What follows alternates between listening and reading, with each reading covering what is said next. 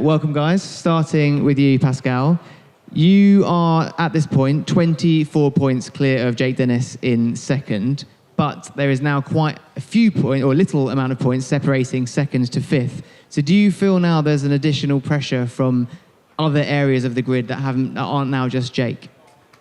No, I think that's how Formula E always has been, that it has been a close fight. And I remember 2 years ago, until the last weekend, I think like 15 drivers still had a chance to win the championship. So I'd say it's nothing unexpected. And it's many more races to go. So we know that we have a strong package, and that the first 6 races were strong. We are leading both championships. But we also know that it's still a long way to go. And, we want to be on top at the end of the year. Right now, yes, it's nice to have, but at the moment, it doesn't mean a lot. So this weekend is obviously a home race, not just for yourself, but for the team. First of all, how does that feel in general? But also, it's a new experience now, bringing Gen 3 to this home crowd. Yeah, I mean, coming to Berlin as a German and as a German driver and also German team is definitely a special race for us. Not only we hope that we get the support of many fans here, but also, we have a lot of colleagues here, for example, from the factory, which don't always have the chance to be at the races when we are in Sao Paulo or Cape Town or somewhere else. And also friends, family, sponsors, guests. This weekend here is full house, and we want to show a good performance.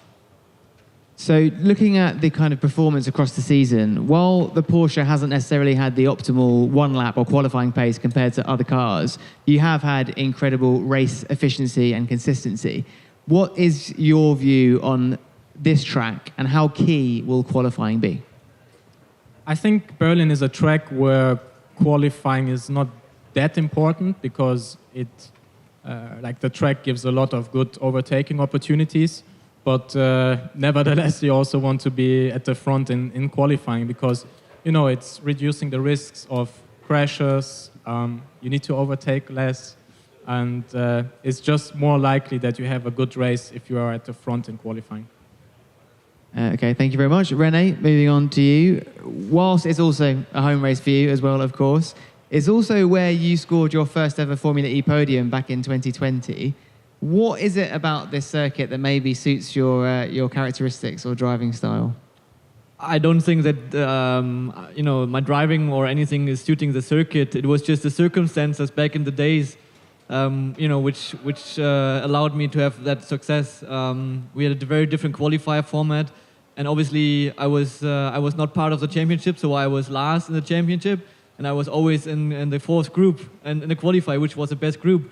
And then I was starting, obviously, quite far in the front in the race, which then allowed me to also have one good result. So, it's not necessarily the track, but as you said, I've done many races here, 8 in total, 6 plus 2 in 2021. So yeah, it's probably the track which I know the best. It's a doubleheader, of course, this weekend. It's interesting to see how team and the team consistency can compare over 2 races. Mentally, when you're approaching a race like this, what are the key considerations that you think to deal with for a doubleheader? I mean, a doubleheader is not a lot different compared to a single header. Obviously, for the team, for everybody, it's a bit more work because the sleep will be probably less. But in terms of preparation, we do the same like for a single header. There is no much difference. Obviously, you need to try to just rest a bit more between day 1 and day 2. So maybe a bit earlier to bed on Saturday evening just to be ready again for Sunday.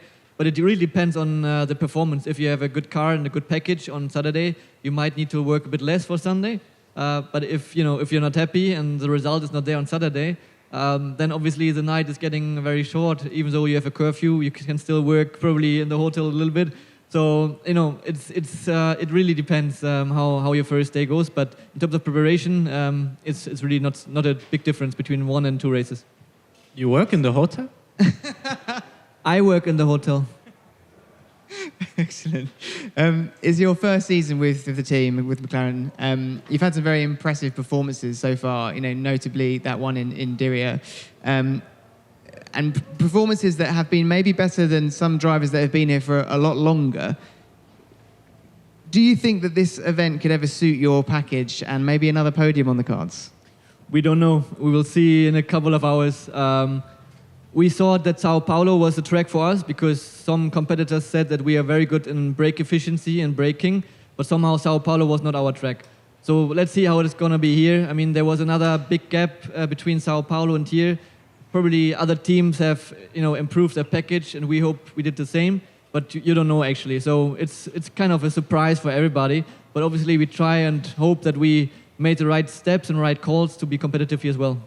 Keeps it interesting. Yeah, thank you, Rene. Moving on to you, Edoardo Mortara. A lot has been made about the strength of the powertrain, the Maserati powertrain, the Stellantis powertrain. And we've seen some very strong performances in qualifying, good moves in the races, but it hasn't yet converted into those all-important points. What do you think needs to come together to make that happen for both you and Max? I think that it's no surprise, if I tell you that it's not been a great start of the season so far for us. Obviously, efficiency is one thing, like in Formula E, and I think that we are not that bad actually, compared to the others. I don't think that we are also the best. You have like some great teams as you have Porsche and you have also Jaguar doing like a very good job. But we've been struggling actually to extract the maximum performance out of our car, and I think that it was good for us to have a little break from Sao Paulo to here to analyze a little bit what has been done, during the beginning of the season. And I think that we are coming here with some solutions, I believe. Hopefully they are going to be good, and yeah, let's hope that here we are going to have like a strong race weekend. Look forward to seeing it. So, talking about the history of this circuit, when we were here last year, you had two amazing races, qualifying and pole both days. What was it about that experience, or perhaps this circuit, that suited you then and maybe will again this weekend? Yeah, I mean, last 2 years were actually quite good, like in terms of competitiveness on this track. With the Venturi car, I was able to find like good confidence actually with the car and extract the maximum performance actually out of the car, like in quali and also during the race. Let's see, this year if I can do the same, with the Maserati car. At the moment, it's not been so easy for me. I would be honest, but things are getting better, and I hope that finally we can have this kind of like breakthrough race weekend that will let us have let's say better results. So just to speak a bit more about the track, in previous years, tyre management has been pretty crucial during the race, given the high grip, kind of energy-hungry surface that we have here at Tempelhof. How much do you think that'll be a factor this year with the new car and new tyres? From what we saw, like in the first race weekends, it seems that degradation of the tyres looks like it's a little bit less of an issue as what we had like in the past with the Michelin.